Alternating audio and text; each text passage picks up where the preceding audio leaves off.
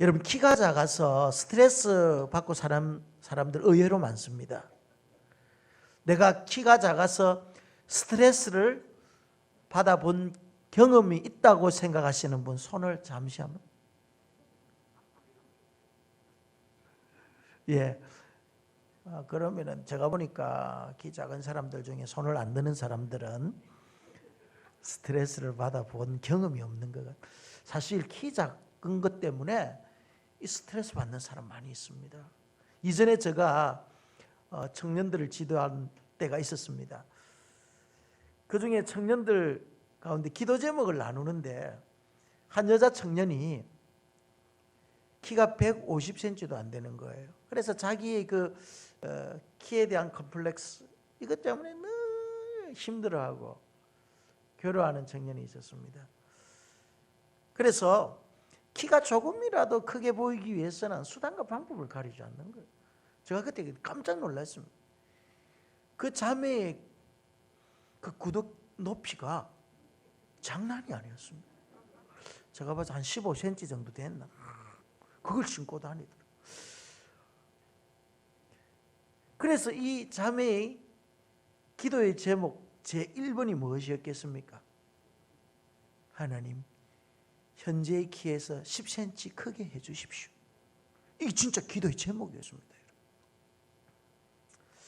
그런데 아직까지도 제가 알고 있는 바는 기도의 응답을 받지 못했다는. 그래서 제가 이 청년에 조언을 해줬습니다. 그 애 이름이 아직까지 기억납니다. 영예였습니다. 영예야. 성장이 멈춘 연령에서는 우리의 키가 자라지 않는단다. 줄면 줄었지 키는 성장하지 않아. 그러니까 이 자매가 낙심할 거 아니에요, 그죠? 그래서 제가 저의 경험을 토대로 키 작은 사람의 장점을 제가 몇 가지 이야기해 줬습니다. 낙심할까 싶어서. 첫 번째, 키가 작은 것은 하늘에서 재면은 제일 큰 거야. 하늘에서 재면은 제일 길잖아요. 둘째는 키가 작으면은 고도가 낮기 때문에 벼락 맞을 확률이 낮다. 세 번째 장점은, 야, 너 침대를 폭넓게 활용할 수 있어. 침대를 폭넓게 활용해. 가로로 자도 되고 세로로 자도 된다. 짧기 때문에. 네 번째, 결정적인 용기를 주는 말을 제가 했습니다. 영애야, 키 큰 남자들은 의외로 키 작은 여성을 좋아해. 이 말을 하는 순간 이 자매의 눈이 막 동그래지는 거예요. 그리고 막 입이 막 귀까지 올라가는 거예요. 얼마나 좋아하든지. 작은 고추가 맵단다. 작다고 능력이 없는 것이 아니란다. 저 경험을 토대로 이야기하니까 이 자매가 너무 힘과 용기를 얻고 또 그 뒤로부터 참 용기 있게 살아가는 모습을 봤습니다. 지금도 잘 살고 있습니다. 오늘 우리가 읽었더니 본문에 보면은요, 작은데 능력이 있다고 주님께서는 말씀하시는 교회가 있는 거예요. 오늘 우리가 읽었던 이 소아시아의 7교회 가운데 중에 이 빌라델피아 교회는 작은 능력을 가진 교회였습니다. 그런데 주님께서는 이 빌라델피아 교회에 작은 능력을 가졌지만은 너는 그 작은 능력이 큰 능력이다. 이렇게 말씀하는 거예요. 그래서 8절에 보면은 네가 작은 능력을 가지고서도 이런 말씀 있잖아요. 그죠? 우리가 이전에 이 서문화 교회를 우리가 살펴봤는데 이 서문화 교회를 향한 주님의 칭찬의 말씀이 뭐였습니까? 내 환난과 궁핍을 알거니와 실상은 너가 부유하니라 이렇게 말하잖아. 궁핍하고 가난한데 실상은 부유하다. 이렇게 스무나 교회를 향해 말씀하시고, 오늘은 빌라델비아 교회를 향해서 네가 작으나 큰 능력을 소유했다 이렇게 말씀하시잖아요. 여러분, 주님의 이 칭찬은 좀 역설적이잖아요. 안 그렇습니까? 궁핍하고 가난한데 실상은 부유하다. 네가 작은 능력을 가졌지만은 그것이 큰 것이다. 여러분, 능력이라면 권세, 파워, 힘, 이거는 큰 거잖아요. 그런데 작다는 거예요. 작은 능력이라는 거예요. 궁핍과 가난함이 부유함이라는 거예요. 무엇을 말합니까? 우리 주님께서 바라보는 이 관점이 다른 거예요. 주님께서 교회를 평가하시는 기준이 다르다라는 거예요. 사람은 능력을 어떻게 평가하는지 모르겠어요. 세상 사람들의 관점은 부유함을 어떻게 평가하는지는 모르겠습니다. 그러나 중요한 것은 우리 예수님이, 교회의 머리 되신 예수 그리스도, 우리의 인생의 주인 되신 예수 그리스도, 그분께서 우리를 평가하시는 그 기준이 어떠했냐는, 이것이 중요한 거죠. 여러분, 이 땅에 수많은 교회들이 있습니다. 크고 작은 교회들이 얼마나 많이 있습니까? 여러분, 크다고 해서 다 좋은 교회, 크다고 해서 다 주님의 인정과 칭찬을 받는 교회입니까? 작다고 해서 힘이 없고 무기력한 교회입니까? 그렇지 않다라는 거예요. 우리 주님께서 어떻게 평가하는, 빌라델비아 교회는 작은 능력을 가졌지만 너는 큰 능력의 소유자다. 작다는 거예요. 가난하지만은 부유하다. 주님께서 이렇게 평가하시는 거죠. 그렇다면 주님께서 빌라델비아 교회를 향해서 말씀하신 이 작은 능력이라는 게 뭐냐? 작은 능력이 뭐죠? 이것은 그 교회에 주신, 교회가 받은 달란트를 말하는 거예요. 달란트를 말하는 거예요. 성도마다 하나님께서 주신 달란트가 있듯이 교회마다 하나님께 주신 그러한 교회 고유의 사명이 있는 거예요. 달란트가 있는 것입니다. 어떤 성도에게는 성경에 말하듯이 10달란트, 5달란트, 2달란트. 어떤 교회는요, 큰 일을 할 수 있도록 주님께서 또 10달란트를 줄 수도 있고, 또 어떤 교회는 2달란트를 줄 수도 있다는 것입니다. 문제는 그 달란트가 많고 적음이 문제가 아니라 그 달란트를 그 교회가 어떻게 사용하느냐, 교회에 주신 그 본질적인 사역들을 그 교회가 어떻게 하느냐, 작은 교회에 주신, 작은 능력을 가진 그 교회에 주신 그 본질적인 사역을 그 교회가 얼마만큼 잘 감당하느냐, 여기에 따라 주님의 평가가 달라지는 거죠. 주님께서 큰 규모가 큰 교회에 주신 분명한 사명과 목적이 있는데 그 교회가 주께서 주신 사명을 감당하지 못하면은요, 죄송하지만 큰 능력을 가진 것 같지만은 그게는요, 큰 능력이 나타나요. 적은 능력밖에 없는 거죠. 그런데 빌라델비아 교회처럼 하나님께 주신 그 조그만 그 사명, 그 교회가 감당할 수 있는 그 본질적인 사역을 잘 감당하면은 그 교회는 여러분 작으나 큰 능력을 소유한 교회인 줄 믿습니다. 얼마만큼 주께서 우리에게 맡겨주신 그 교회의 사명을 잘 감당하느냐에 따라서 그 교회가 능력이 있는 교회인지 그렇지 못한 교회인지 무기력한 교회인지 생명력이 있는 교회인지가 판가름 난다라는 것입니다. 예수님의 관심은 규모가 아니에요. 화려한 시설도 아니에요. 성도의 수가 많고 적음이 문제가 아니에요. 그 교회가 얼마만큼 돈이 많느냐, 이거는 더더욱 아니에요. 주님의 관심의 초점은 그 교회가 교회로서의 그 본질적 사명을 제대로 감당하느냐? 작든 크든 상관하지 아니하고 교회마다 주신 사명을 잘 감당하기만 하면은 빌라델비아 교회처럼 주님의 칭찬을 받을 줄 믿습니다. 빌라델비아 교회가 주님의 칭찬을 받을 수 있었던 이유가 무엇입니까? 그 첫째가 환난 가운데서도 여러 가지 어려운 상황 가운데서도 예수 그리스도의 이름을 배반하지 않았다라고 성경은 말하는 거예요. 8절 말씀에 내 이름을 배반하지 아니하였다. 교회가 머리 대신 예수 그리스도의 이름을 배반하는 순간 그 교회는 교회로서의 모습을 잃어버리는 거예요. 우리의 최고의 머리 대신 그리스도의 이름을 교회가 배반하면 되겠어요? 환난이 오고 궁핍밤이 오고 힘들고 어려운 여건에 처한다 할지라도 교회는요, 머리 대신 예수 그리스도의 이름을 붙잡고 가는 것이 교회의 가장 중요한 일인 줄 믿습니다. 내 이름, 예수 그리스도의 이름을 배반하지 않아야 됩니다.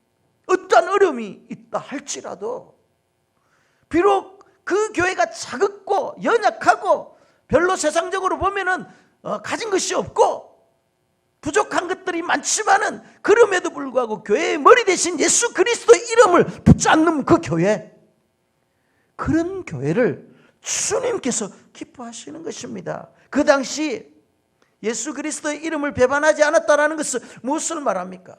가이사는 우리의 왕이라는 거예요. 로마 황제 가이사는 왕이에요. 그 황제 숭배 사상, 빌라델비아 교회는요, 가이사를 왕이라고 고백하지 않았습니다. 가이사를 왕이라고 고백하지 않으면 그들에게 나타나는 여러 가지 불이익들이 있지만은 그들은 교회의 머리 대신 예수 그리스도를 주라고 고백하는 거예요. 예수 그리스도를 배반하지 않는 거예요. 이름을 배반하지 않는 것입니다. 가이사가 왕이 아니라 예수 그리스도께서 만왕의 왕 되시고 우리의 인생의 주인 되신다.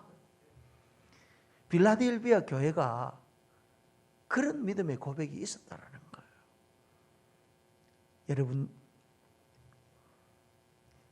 우리의 믿음을 흔드는 수많은 현실적인 상황 앞에서 여러분, 예수 그리스도가 우리의 인생의 주인 되심을 여러분 고백할 수 있습니까? 이 땅에 수많은 왕들이 있습니다. 그 왕들 앞에 예수 그리스도께서 만왕의 왕이 되심을 여러분 고백할 수 있습니까? 그렇게 고백할 수 있는 상황과 환경에서는요, 가능해요.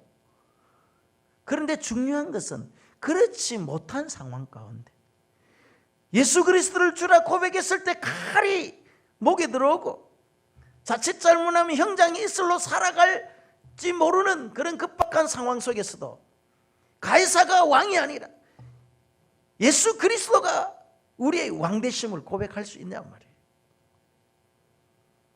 여러분, 신앙의 진리가 언제 나타납니까? 환난과 핍박 때죠. 환난과 시험은 외적인 요소와 내적인 요소가 있습니다.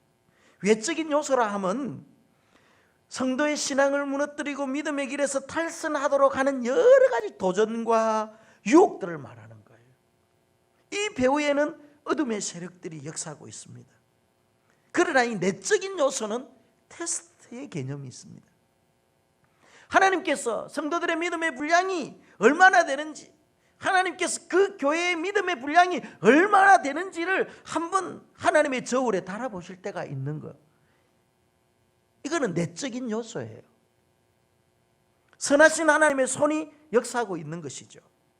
그런데 중요한 사실은요, 배후에서 역사하는 이 사단의 세력들, 유혹과 도전, 이것도 잘 극복해 나가고 또 하나님께 주신 이 믿음의 테스트를 잘 이긴 자들, 승리한 자들에게는요, 반드시 하나님께서 그들에게 보장하시는 것이 있어요.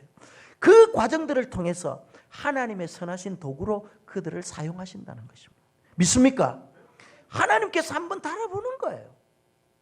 그리고 또 사탄이 말이죠, 하나님께 쓰임받는 이 일들을 시기해서 자꾸 우리를 유혹하고 여러 가지 도전 가운데 넘어뜨리게 한다. 그러나 사단의 유혹과 시험을 이기고 또 하나님의 믿음의 테스트를 잘 합격하면은요, 반드시 하나님께서는 그 사람을 통해서 어떤 일을 계획하시고 그 일을 성취할 수 있는 도구로 하나님께서 그 사람을 사용하시고 그 교회를 사용하신다는 것입니다. 믿습니까? 그래서 여러분, 우리 개인도 마찬가지고 교회도 마찬가지예요. 순간순간 개인과 우리 교회 공동체 안에 여러 가지 사건과 상황 가운데서 우리 교회가, 그리고 여러분들이 믿음을 지키고 유혹을 물리치고 여러 가지 도전 앞에서 당당히 맞서 싸운다면은 반드시 하나님께서는 우리를 통해서, 여러분들을 통해서 하나님의 선하신 일들을 이루어 가실 줄 믿습니다. 이것이 하나님의 일이에요. 하나님의 일. 이런 과정들을 통해서 우리는 하나님을 경험하는 것입니다. 아, 하나님은 살아계시는구나. 하나님의 역사하시는구나. 내가 이 믿음의 시련을 인내하면서 잘 견뎠더니 하나님께서 나에게 이와 같은 일들을 하시는구나. 영적인 성장과 성숙이 이루어지는 것이죠.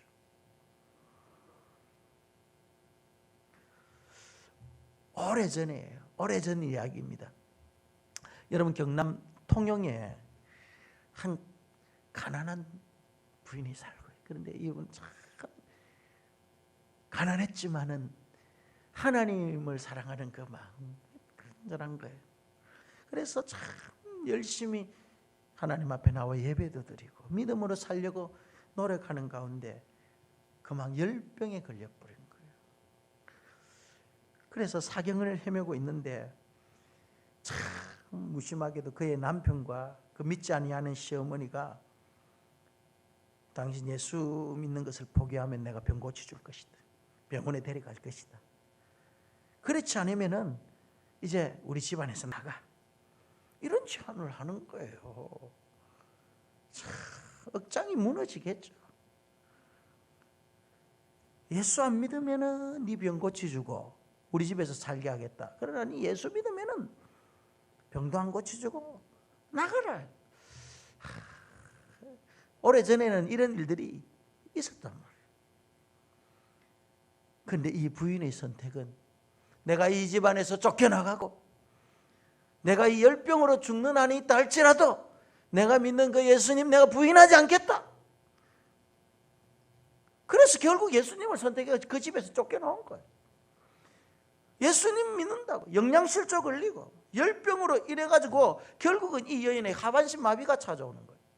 그래서 걸음도 겨우 걷는 거예요. 오갈 데 없는 이 부인은 교회 참마루 바닥에서 말이죠, 철야를 하고 기도하는 거예요. 교회에서 그냥 노숙자처럼 사는 거예요. 그러던 어느 날, 여러분 우리가 잘 아는 김진홍 목사님 아시죠? 이 김진홍 목사님의 설교를 듣는 가운데 그분을 찾아가면 자신의 병이 꼭 나을 것만 같은 그런 확신이 들더래요. 이 경남 통영에서 이 다리도 불편한 이 여인이 묻고 또 묻고 물어 그때 당시 김진호 목사님 목회하는 그 교회에 간 거예요. 그래서 자신이 있었던 모든 일들을 소상히 김진호 목사님한테 이야기를 하죠. 그러니까 목사님께서 고개를 끄덕거리면서 그 교회에서 그 부인을 보살펴 주는 거예요. 매일 김진호 목사님이 그 아주머니에게, 그 여인에게 영양제를 주더라는 거예요. 영양실도 잘 못 먹었으니까 영양제를 주고, 이 김진호 목사님은 잘 안수 안 하거든요. 자기 교인들에게도 잘 안수 안 해주는데 이 여인은, 이 부인은 매일 영양제 주고 안수기 해주고 영양제 주고 안수. 어떤 일이 일어납니다. 하반신 마비가 찾아와서 겨우 걷는 이 여인, 다리에 힘이 붙기 시작하는 거예요. 결국은요, 이 여인이 걷고 뛰는 역사가 일어나게 된 줄 믿습니다. 핍박과 질병 가운데서도 이 여인은 믿음의 정죄를 지켰습니다. 내가 죽으면 죽으리라, 집안에서 내가 쫓겨나가면 쫓겨나가리라는 그런 마음을 가지고 예수 그리스도 이름을 배반하지 아니하고 그분의 이름을 붙잡고 나가니까 하나님을 만나는, 주위의 하나님을 경험하는, 여호와 라파의 하나님을 경험하는 그런 일들이 그의 인생 가운데 펼쳐졌다는 거죠. 놀라운 일이죠. 필라델피아 교회가요, 작지만 큰 능력을 소유할 수 있는 그런 교회가 된 것은요, 오늘 본문에 보니까 하나님의 말씀을 지켜 행했다는 거. 말씀, 예수 그리스도의 이름을 배반하지 아니하고 끝까지 하나님의 말씀을 지켜 행한 거예요. 10절 말씀에 나의 인내의 말씀을 지켰은즉, 말씀을 지켰다는 말씀. 여러분, 말씀을 쫓아 살아가는 성도들에게는 하나님의 능력이 나타날 줄 믿습니다. 말씀을 쫓아 사는 성도는 무능할 수가 없습니다. 왜 그렇습니까? 그 하나님의 말씀이 능력이 되기 때문에 그렇습니다. 여러분, 하나님의 말씀은 능력이 있습니다. 그래서 우리가 잘 아는 히브리서 4장 11절 말씀에 보면은, 12절의 말씀에 보면은 하나님의 말씀은 살았고 운동력이 있어요. 생명력이 있다. 하나님의 말씀은 여러분 생명력이 있고 운동력이 있음을 믿으시기를 바랍니다. 그 말씀이 우리 영과 혼과 및 관절과 골수를 찔러 쪼개고 사람의 마음과 생각을 감추는, 왜? 말씀에 능력이 있고 생명력이 있기 때문에 그런 것입니다. 그래서 말씀을 쫓아 살고 말씀을 지켜 사는 자들은 하나님의 능력을 경험할 수 있는 것입니다. 데살로니가전서 2장 13절 말씀에 보면은요, 너희가 우리에게 들은 바 하나님의 말씀을 받을 때에, 하나님의 말씀을 받을 때 사람의 말로 받지 아니하고 하나님의 말씀으로 받음이니 이 말씀이 또한 너희 믿는 자 가운데서 역사하느니라. 동일한 하나님의 말씀이 들려지는데도 어떤 사람은 그 말씀을 사람의 말로 받는 사람이 있는가 하면 어떤 사람은 그 말씀을 하나님의 말씀으로 받는 사람이 있다는 것입니다. 그런데 중요한 것은 하나님의 말씀으로 받는 사람들에게는 그 말씀이 살아서 역사한다는 것입니다. 믿습니까? 오늘도 여러분 동일한 공간, 동일한 시간에서 이 선포되어지는 하나님의 말씀을 어떤 사람은 이광진 목사의 강연으로만 생각하고 좋은 말이네 라고 받는 사람이 있는가 하면 이광진 목사의 입을 통해서 선포되어지는 이 하나님의 말씀을 하나님의 말씀으로 받는 사람이 있다니까요. 그런데 차이가 있는 거예요. 하나님의 말씀으로 받는 사람에게는 그 말씀이 살아 역사해가지고 능력이 나타나는 것입니다. 저는 여러분 우리 가수원교회 모든 성도님들 선포되어지는 이 하나님의 말씀을 살아 역사하시는 생명력이 있는 말씀으로 받기를 주님의 이름으로 축원합니다. 이 말씀 앞에 믿음으로 반응하는 자들에게 하나님의 능력이 나타나는 거죠. 하나님의 살아계심을 보여주는 거예요. 그래서 여러분 내 마음에 하나님의 말씀이 탁탁 들려오면요, 그 말씀에 대한 반응이 있어야 돼요. 제가 여러분 보고 아무 때나 아멘 하라고 말씀하지 않습니다. 여러분의 말씀, 여러분들에게 말씀이 어느 순간 탁탁 와닿을 때가 있단 말이에요.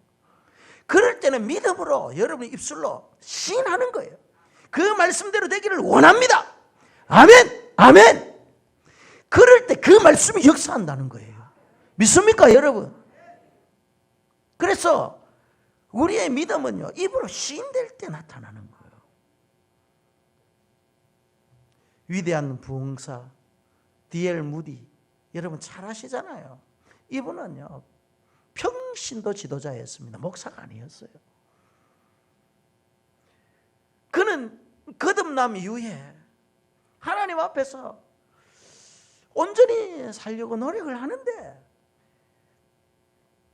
그가 가지고 있는 죄악의 본성이 그를 그렇게 살도록 내버려 두지 않는 것. 여러분 우리 믿음으로 한번 살아보려고 작심할 때 내 안에 있는 옛 자아, 내가 가지고 있는 죄악의 본성이 그냥 나를 그냥 예수 잘 믿도록 신앙생활 잘하고 온전한 삶을 살도록 그냥 놔둡니까? 절대 그렇지 않습니다. 오히려 더 강하게 역사하죠. 그래서 이래서는 안 되겠다. 무디는 생각하고 산으로 들어가 기도하기 시작하는 거예요. 속세를 떠났어. 하나님 앞에 막 부르짖고 기도하는 가운데 또 하나님께서 집중적인 은혜를 주시잖아요. 신령한 은혜를 맛보고 이제 됐다. 이제 산에 내려왔습니다. 이제는 더 이상 육신의 정욕과 세상의 욕망을 쫓아 살지 않으리라고 다짐하고 내려왔는데 한 달도 못 가는 거예요. 한 달도 못 가는 거예요. 하나님께 주신 그 신령한 은혜를 간직하려고 하는데 번번이 실패한. 그러던 어느 날 문득 성경을 폈습니다. 로마서 10장 17절의 말씀이 그의 심령을 말이죠 막 찌르는 거예요. 그 말씀이 뭐냐? 그러므로 믿음은 들음에서 나며 들음은 하나님의 말씀 그리스도의 말씀으로 말미암느니라.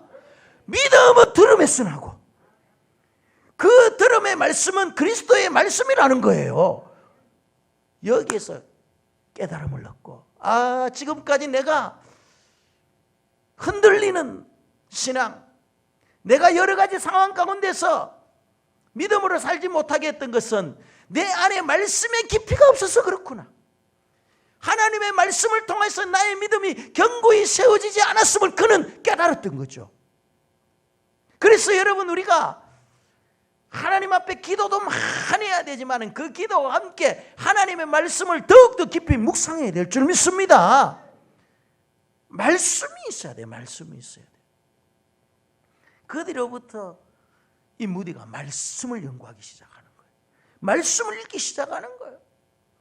그러니까 그 능력의 말씀이 그의 인생을 사로잡고 또 성령의 능력이 그 말씀 가운데 역사하니까 저 미국의 역사를 바꾸는 위대한 부흥사가 됐던 거예요.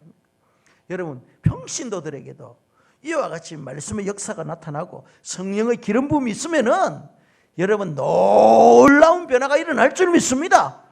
부흥을 주도해 나가는 하나님의 사람으로 쓰임 받을 줄 믿습니다. 하나님의 말씀의 능력이 임하면 그렇다면 성령의 능력이 임하면 이와 같은 목사고 하나님은 목사고 평신도고 이런 구분하지 않습니다. 작은 능력을 소유했음에도 불구하고 하나님의 말씀을 지키며 주님의 이름을 배반하지 않은 빌라델비아 교회를 향해서 주님께서 약속하신 말씀이 무엇입니까? 첫째 뭡니까? 시험의 때를 내가 면하게 해주겠다는 거예요. 시험의 때 10절 너를 지켜 시험의 때를 면하게 하리니. 여러분 주님께서 재림하시기 직전에 7년의 대환란의 날이 찾아옵니다. 7년 동안 엄청난 환란이 코로나보다 더 이렇게 무서운 환란. 그런데 그 환란으로부터 주님께서 어떻게 해주시겠다? 이 빌라델비아 교회를 지켜주시겠다는 거예요. 7 천사가 7개의 인을 떼고 7개의 나팔을 불고 7개의 대접을 이제 쏟을 때 이제 무시무시한 재앙들이 막 임하는데 이 무시무시한 재앙 가운데서 하나님께서 믿음의 정죄를 지킨 이 빌라델비아 교인들에게 어떻게 하겠다는 것입니까? 그 시험의 때를 면하게 해주겠다는 것입니다. 그 환난 가운데 하나님께서 지켜주시겠다는 것입니다. 여러분 얼마나 놀라운 은혜입니까? 코로나 이때 모든 사람이 다 보호받고 안전을 누려야 되겠지만 하나님께서 특별히 주를 사랑하는 하나님의 자녀들을 지켜주실 줄 믿습니다.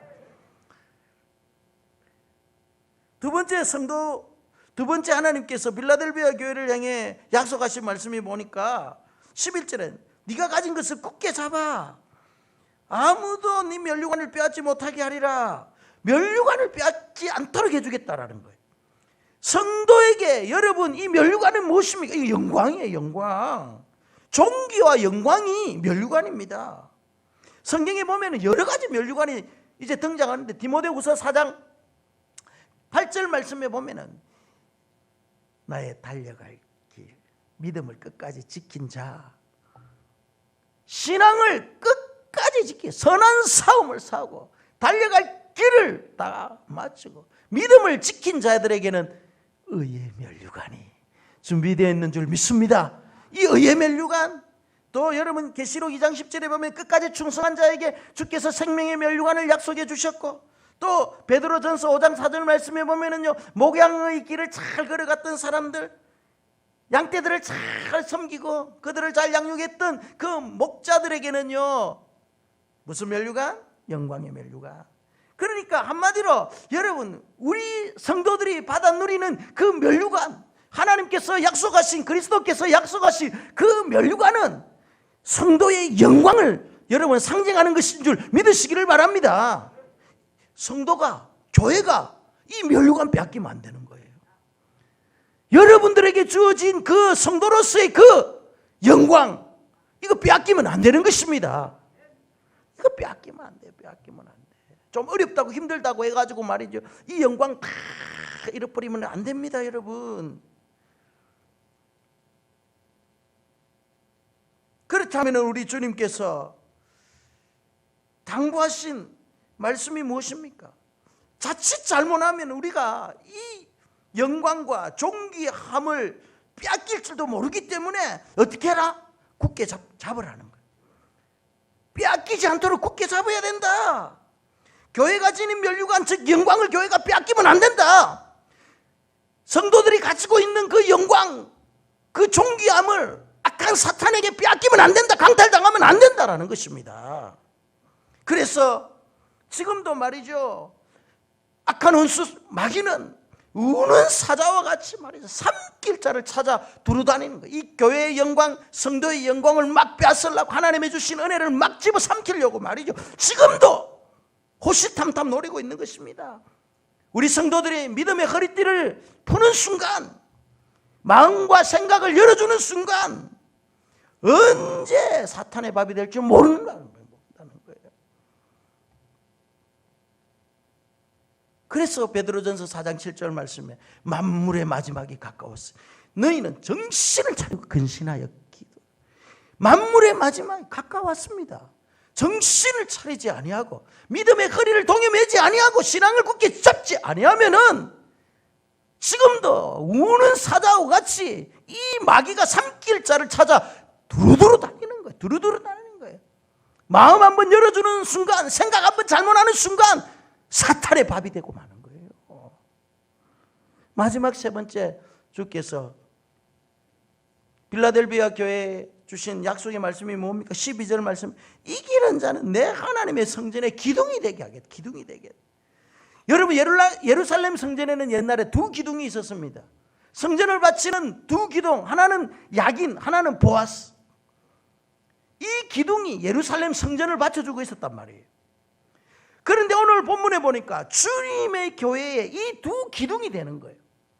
빌라델비아 교회처럼 작은 능력을 가지고도 큰 일을 하고 환난과 핍박과 어려움 앞에서 예수 그리스도의 이름을 배반하지 아니하고 하나님의 약속의 말씀을 굳게 붙잡고 지킨 이 빌라델비아 교회를 향해서 주님께서 약속하신 말씀이 뭐라는 거예요? 새 예루살렘의 기둥이 되게 하겠다라는 거예요. 그런데 오늘 본문에 보니까 하늘로부터 이 새 예루살렘이 내려오는 거예요. 그 새 예루살렘 기둥이 우리가 되는 거예요. 우리가 되는 거예요. 그 기둥에 어린 양 대신 예수 그리스도 이름이 새겨지고 하나님 아버지의 이름이 새겨지는 거예요. 이것은 무엇을 말합니까? 우리는 이제 그 새 예루살렘 기둥에 기둥을 바치는 그 하나님의 시민이요, 하나님의 소유된 백성임을 공식적으로 선언하는 것입니다. 얼마나 영광스러운 일입니까? 여러분들의 이름이 여러분 새 예루살렘 성전에 각인되어지고 새겨진다고 생각해 보십시오. 여러분들이 스스로가 그 새 예루살렘의 기둥이 된다고 한번 생각해 보십시오. 얼마나 영광스러운 일입니까? 그 기둥에 예수 그리스도 이름이 적혀졌다고 생각해 보십시오. 하나님의 이름이 그것이 새겨져 있다고 생각해 보십시오. 내 안에 예수 그리스도 이름이 새겨지는 것과 마찬가지예요. 내 안에 하나님의 영광의 이름이 새겨지는 것과 마찬가지. 이것이 놀라운 영광인 거예요. 그러면 어떤 자에게 새 예루살렘의 기둥이 되게 하겠다는 것입니까? 오늘 보니까 이기는 자. 이겨야 된다. 이긴다라는 것은 어떤 대상과 내가 싸워야 된다라는 거잖아요. 여러분, 지상교회는 전투하는 교회입니다. 지상교회는 주님이 오시는 그날까지 교회를 무너뜨리고 하나님 나라 확장을 방해하는 그 배후에 있는 어둠의 세력과 끊임없이 전쟁을 벌이는 것이 지상교회예요. 지상교회. 여러분들은요, 보이지 않지만은 끝까지 주님이 오시는 날까지 이 영적인 전쟁을 수행하는 자들. 그러므로 우리가 우리의 싸움은 혈과 육을 상대하는 것이 아니라는 거예요. 우리의 싸움은 어둠의 권세들, 공중 권세 잡은 자들, 하늘에 있는 악의 영들을 우리는 상대하기 위해서 우리는 끝까지 싸우는 그런 자들이에요. 교회는 전투하는 교회예요. 여러분들도 주님 오시는 그날까지, 하나님 앞에 서는 그날까지 여러분이 치열한 영적 전쟁을 계속해야 될 자들입니다. 그렇기 때문에 우리 그리스도인들은요, 이 땅에 하나님을 대적하는 사상들, 배후에서 역사하는 음의 권세들, 반기독교적이고 비성경적이고 비진리적인, 그리고 세속적이고 인본주의적인 모든 풍조와 맞서 싸워야 되는 거예요. 여기에서 이겨야 되는 거예요. 이겨야 돼요. 지면은 안 된다니까요. 여러분, 싸움에서의 승패는요, 생명을 담보하는 거예요. 전쟁에서 내가 졌다, 이것은 죽음이에요. 그렇기 때문에 여러분, 어둠의 권세와의 싸움, 교회는 반드시 승리해야 될 줄 믿습니다. 이제 여러분 말씀을 마무리하겠습니다. 빌라델비아 교회는요, 작지만 큰 능력을 가진 교회였습니다. 서문화 교회와 함께 주님으로부터 책망을 받지 아니하는 교회였습니다. 이 땅에는 크고 작은 수많은 교회들이 있습니다. 살아 역동하는 교회가 있는가 하면은 침체의 잠에서 일어나지 못하는 교회도 있고, 어떤 교회는 작지만 큰 능력을 가진 교회도 있습니다. 무능한 교회가 있는가 하면은 주님의 칭찬과 주님으로부터 인정을 받는 그런 교회도 있습니다. 여러분, 그렇다면은 이 많고 많은 교회 가운데 우리가 신앙생활을 하는 우리 가수원교회 공동체는 어떠한 평가를 받아야 되겠습니까? 저는 빌라델비아 교회처럼 여러 가지 어려움이 있고 핍박이 있고 문제가 있고 여러 가지 좋지 않은 상황 가운데서도 끝까지 머리 대신 예수 그리스도 이름을 배만하지 않는 신앙의 절개를 지키는 우리 가수원교회가 되기를 주님의 이름으로 축원합니다. 지금도 살아 역사하시는 하나님의 말씀을 지켜야 하는 교회가 되기를 원합니다. 하나님의 말씀이라면은 나의 이성, 나의 생각, 나의 경험 십자가에 못 박고 순종하는 교회가 되기를 주님의 이름으로 축원합니다. 이 어둠의 세상 주관자들과 세상 풍조와 싸워 승리하는 교회가 되기를 주님의 이름으로 축원합니다.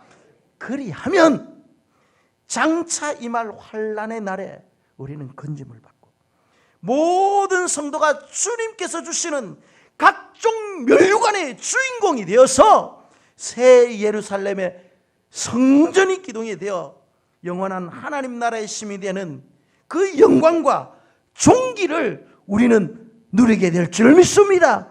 그런 우리 가성교회가 되기를 주님의 이름으로 축원합니다.